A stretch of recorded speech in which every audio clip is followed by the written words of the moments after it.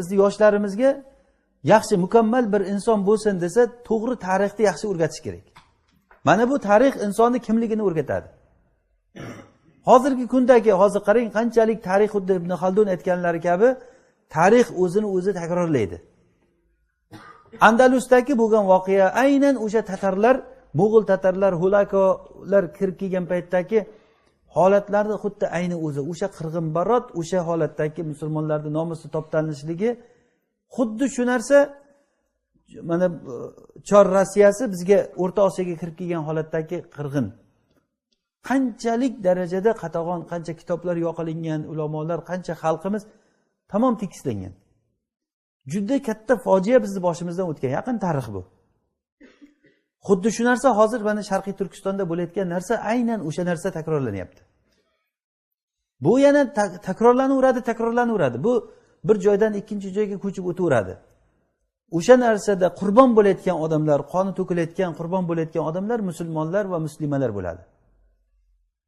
Nima uchun biz bunchalik katta son bo'lib turib, katta kuch bo'lib turib, shuncha katta bizga imkoniyat, katta bizga manhaj, Qur'on va sunnat qo'limizda bo'lib turib, na ularning qo'lida Qur'oni bor, na manhaji bor bo'lgan shunday xalqning qo'lida biz qul bo'lishimiz kerak. Nima uchun?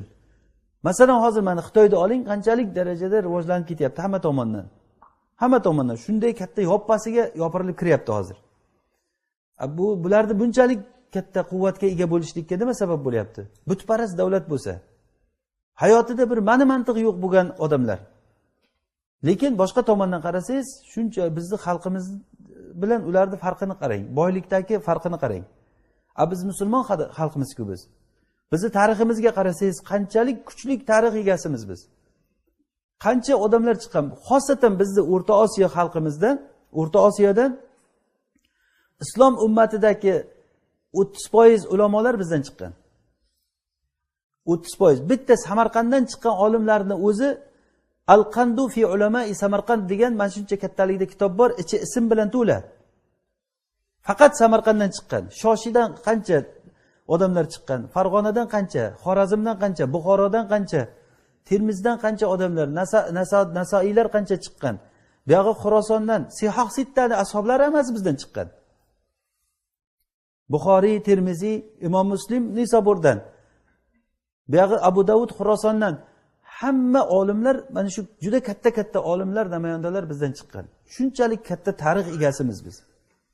Bizni o'tmishimizga bunday nazar solayotgan bo'lsak, juda katta kuchli bir o'tmishimiz bor bizda.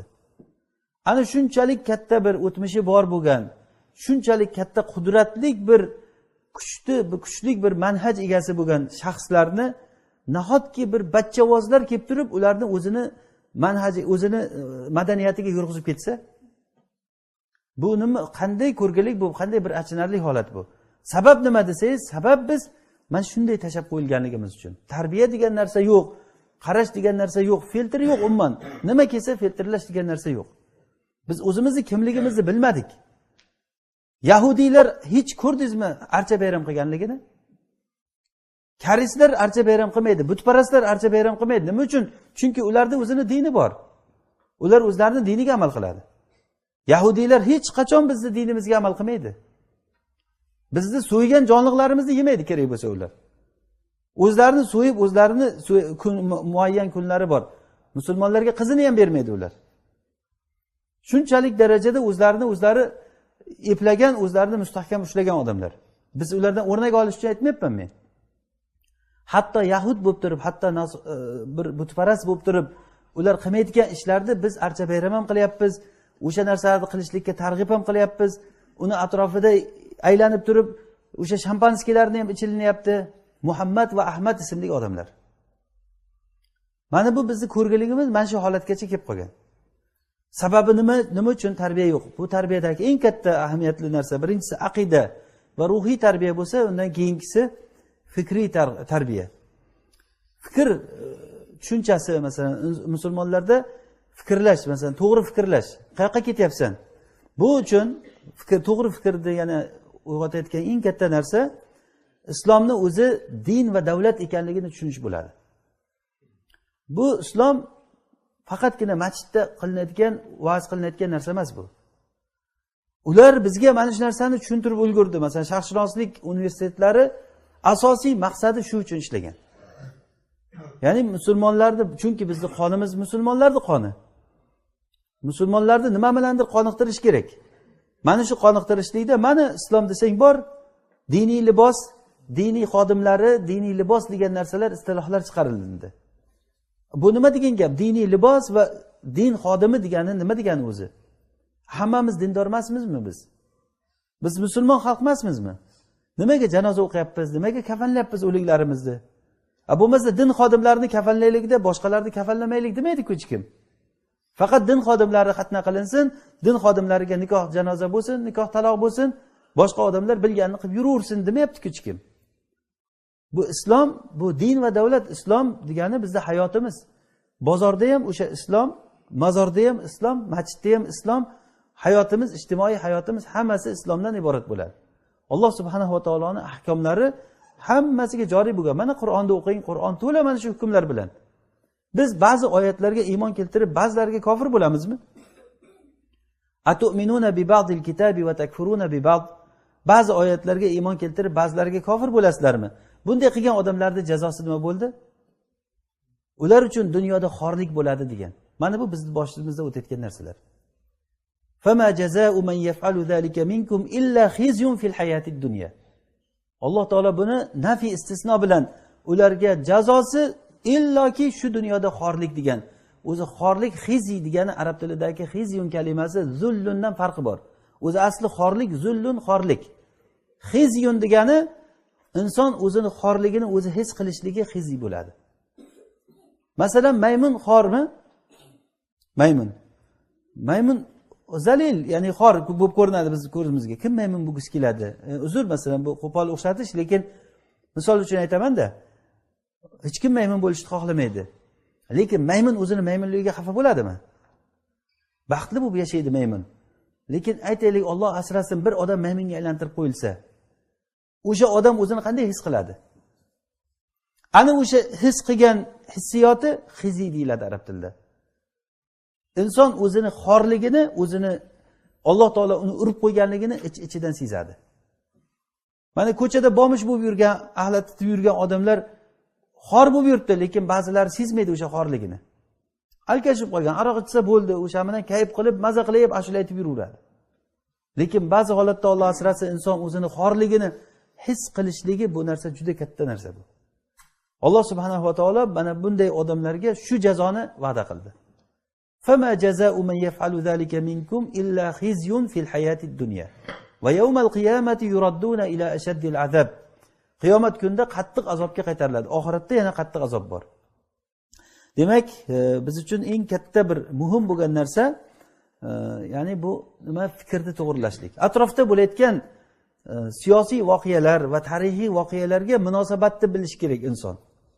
Masalan, atrofda bo'layotgan narsalar, masalan, musulmonlarga nima harakatlar bo'lyapti musulmonlarga nisbatan. Masalan, qarang, qanchalik darajada bizni ayollarimizni buzish uchun teleseriallar qilinyapti. O'shani qancha biz xalqimiz ko'ryapti o'shani. Ma'nosiga qarasangiz, faqat er xotinlarning o'rtasidagi buzg'unchilik, eri bor bo'lgan ayollar boshqa erkaklar bilan fahsh ishlarni qilishligini o'rgatadi.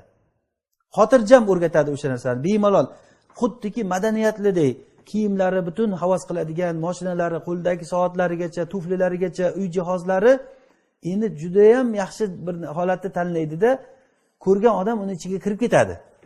O'sha holatga u ayniqsa dunyoga qiziqqan ayollar o'sha holatda ichiga kirib ketadi, o'sha roldagi ayolni o'zi bo'lib qoladi. Endi bu ayol boshqani erini yaxshi ko'rib qoladi-da, o'sha bilan zino ishini qiladi, zino qilib turgan joyda eri kelib qoladi, birinchi seriya tugaydi. Butun hamma o'ylab yuradiki, eri kelib qoldi, nima bo'ldi, kecha ko'rdingmi, uni bo'ldi kelib qoluvdi, kechirammikan eri, bechoraginani eri kechirammikan, yo'qmikan? Bechoraginani, ya'ni gapni ko'ryapsizmi? O'zi o'sha holatga tushib bo'ldi u. Keyin eri keldi, eri janjal qiladi, boshqa bo'ladi, kechiradi. Yoki bittasini bolasi tug'iladi, unisi bolasi mendan desa, bunisi mendan deydi, u hayron. Keyin doktorga boradi, doktor tekshirib turib javobini aytishdi, ikkinchi seriya tugaydi. Kimdan ekan, yana o'ylaydi, bola kimdan ekan? O'ynashidanmi, eridanmi? Bu narsalar nima uchun atay shunday qilinadi? Bilasizlar, bu narsa bir normal holatga keltirib olishlik uchun. Bu nima bo'libdi degan narsaga. Ya'ni eri bor ayol boshqa erkakdan bola orttirsa nima bo'libdi? Yaxshi ko'ribdi, qilibdi-da.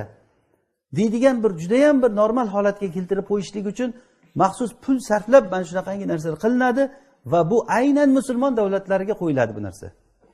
Hozir masalan men Madinada yashayotgan Madina ahli mana shu narsalarni ko'ryapti. Bir kishi aytayapti, bir solih kishi bilan gaplashib qoldim, aytadi, tamomiy ayollarning holati deydi, juda achinarli holatga kelib bo'ldi. Madinadagi gap bu. Boshqa joyda gapirmasangiz ham bo'ladi endi. Mana shu holatlar, ya'ni bu muomara deydi buni arab tilida. Ya'ni bizga nisbatan bo'linadigan, asosan bizga uyushtiriladigan bunaqangi narsalarni biz bunga fikrlashligimiz kerak. Nima bo'lyapti? Biz o'zi kimmiz?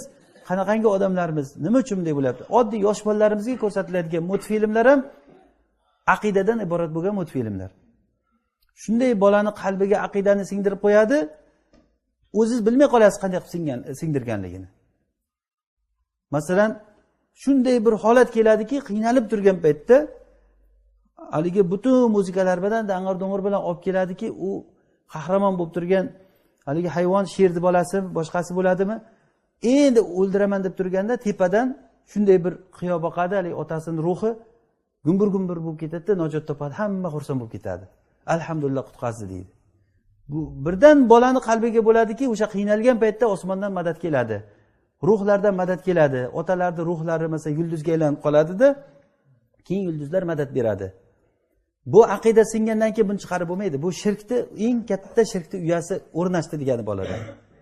Siz bu bolani boqaman deb ko'chada, bozorda, boshqa joyda qiynalib yurgan bir paytingizda bola uyda o'tirgan joyda mana bu narsani olib turibdi. Nima bo'ldi endi? Foyda qancha bo'ldi, zarar qancha bo'ldi? Mana bu narsalarni biz fikrlab hayotga nisbatan to'g'ri munosabatga kelib bo'lishligimiz juda ham muhim narsalardan bu. Modomiki biz ummat yasamoqchimizmi? Bu ummatning fardlari pishiq bir komil bir insonlar bo'lish kerakmi? Mana bu insonlarda bo'lish kerak bo'lgan narsalardan eng kattasi ana shu fikrni to'g'riligi. Bu to'g'ri tarix o'qishlikdan juda katta bir tushunchalar paydo bo'ladi. Tarixni to'g'ri tarixda o'qishlik. Biz tarixni ko'p o'qishimiz kerak. Islom tarixini o'qishimiz kerak. Islom tarixini o'qilinsa qanchalik darajada masalan musulmonlarning holati bir bosqichdan ikkinchi bosqichga o'tgan, bir ana shu aylanib kelavergan nima sababdan bo'lgan? Masalan, Suqut Andalus degan kitob bor. Masalan, Andalusni yiqilishligi. Asosan yiqilishligining sababi musulmonlar bilan kofirlar o'rtasida baro va valo yo'qolgan. Nima uchun yo'qolgan?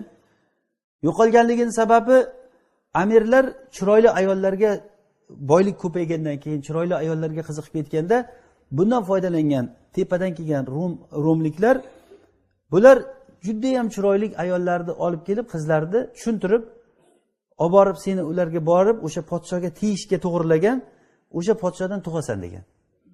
Amirlardan olib kelib ularni sotgan.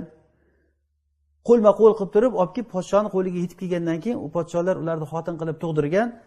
Tug'ilgan bola u otasi amir bo'lsa, onasi haligi tepadan kelgan nasoro ayol, o'shani bolasi 15-20 yildan keyin u bola mana taxtni vorisi bo'lib turibdi. O'z-o'zidan uni tog'alari kim bo'ladi uni? Tug'ilgan bolaning tog'alari kim? Tog'alari yoqdagi odamlar. O'z-o'zidan ular bilan musulmonlar o'rtasida baro va valo degan narsa yo'qolgan. Qisqa vaqt ichida. Mana shu holatlar juda ham eng katta ta'sir, ya'ni yiqilish sabablaridan bo'lgan. Shunchalik darajada yiqilganki, hozirgi Ispaniya islom tarixida eng gullab yashagan yagona ahli sunna xilofati o'sha yerda qolgan bo'lgan.